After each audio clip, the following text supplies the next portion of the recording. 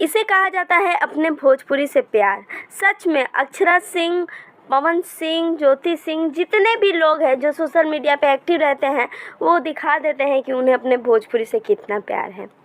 पवन सिंह जी ने आज एक पोस्ट डाला, भाई बहन स्नेह के प्रतीक भाई दूज की हार्दिक शुभकामनाएं। सोशल मीडिया पे ये पोस्ट वायरल हो गया, लेकिन इसके साथ साथ ज्योति सिंह की भी एक फ़ोटो काफ़ी ज़्यादा और वीडियो वायरल हो रही है। जी हाँ, ज्योति सिंह ने जो काराकाट में काली पूजा मनाया था, उसकी आरती करते हुए एक वीडियो डाली है और लिखा है कि हमारे भारतीयों का पर्व हमारे दिल के करीब होता है।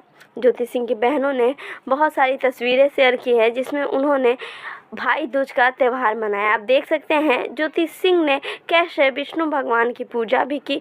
सोशल मीडिया पे ये सब वीडियो काफ़ी ज़्यादा वायरल हो रही है। तो सच बताएं तो पवन सिंह और ज्योति सिंह ने जो धरोहर पकड़ रखा है अपने बिहार के लिए, वो